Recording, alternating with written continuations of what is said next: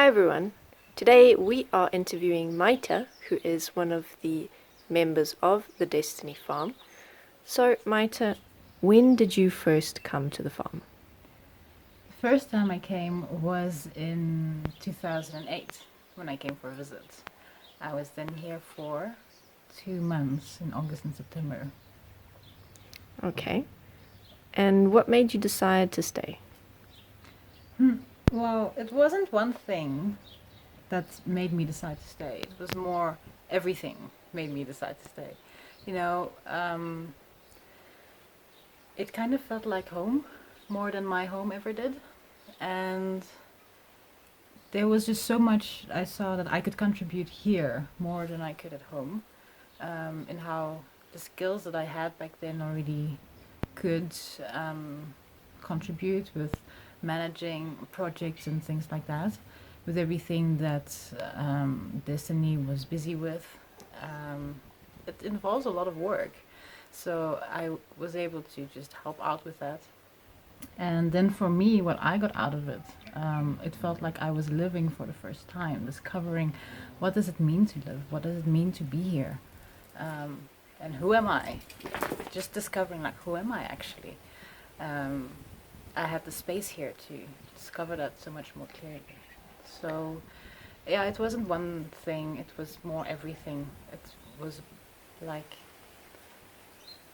a fit. I found that there was a fit between me and the farm, so I wanted to be here.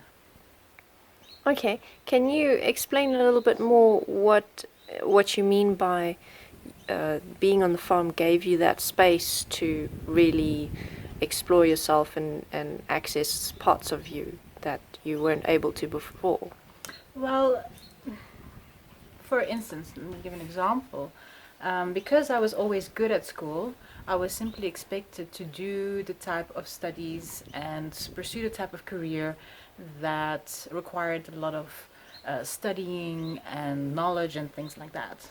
And it wasn't even a question about what do you actually enjoy doing or what other things are you good at. Whereas here on the farm, I was asked to help with tiling and gardening, and those were things I never even asked myself or considered that it is something I could do or enjoy, because it's not something that requires a lot of intelligence, for instance. So automatically, where in my life and the people that were supporting me in my life back home, that was just things that were not part of my world at all. I was not exposed to that. And I never even considered taking part in that. And when I did here on the farm, I discovered I really, really enjoyed it. I even made a joke like, if I knew that I enjoyed tiling this much, I might have chosen to become a tiler. Like, that would be totally okay with me. So things like that. Okay, cool. So can you describe some of the things that you do here, some of your responsibilities?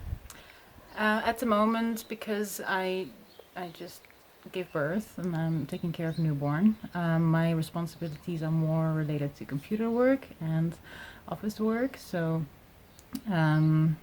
anything I can do inside. So working on courses, doing the administration for the Disney AI process, um, managing the website, things like that. Okay. Do you look after any animals? I do. Um, I, I took care of a horse for most of the time that well, since we got Ben, I was taking care of him. He's one of the horses we have on the farm. But since I got pregnant and gave birth, LJ's been taking care of him more than me.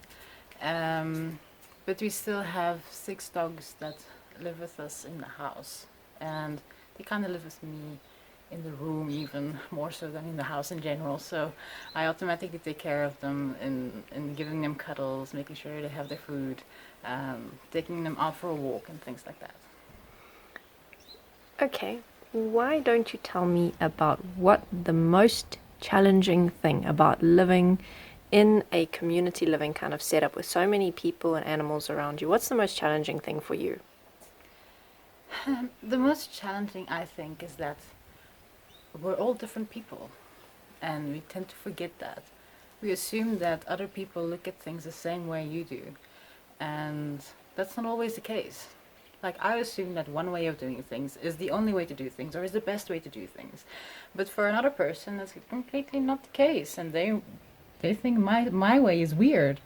And if you live then together with, say, 5 or 6 other people, it can sometimes lead to some frustration, and it takes that that practice of learning to actually communicate about those things, and not just assuming that because another person is doing things differently or not doing something you think should be done in one way or another, that they are now lazy, that they are not wanting to contribute, that they're being difficult.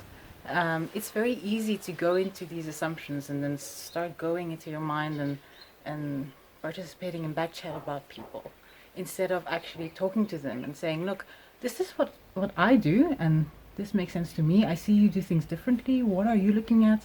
Why do you do it that way? And then actually, coming to a solution, something you can both agree on the way forward.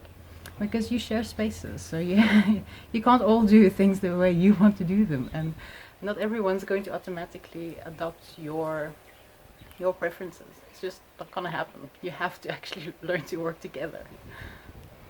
What is the thing that you enjoy the most about living on the Desteni Farm?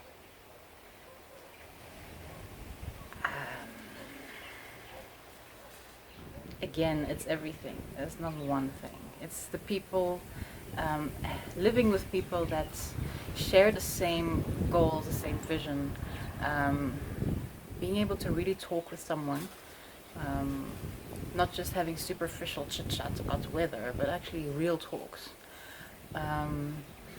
Having the animals around, being able to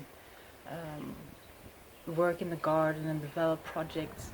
That's also such a cool thing here. There's always a space to develop something. If someone has an idea, then you can bring it up, and there's that space to play and test things out, which is awesome. I love that this is a great place to raise kids, because there's so much opportunity for them to interact with different things and different aspects of life and reality.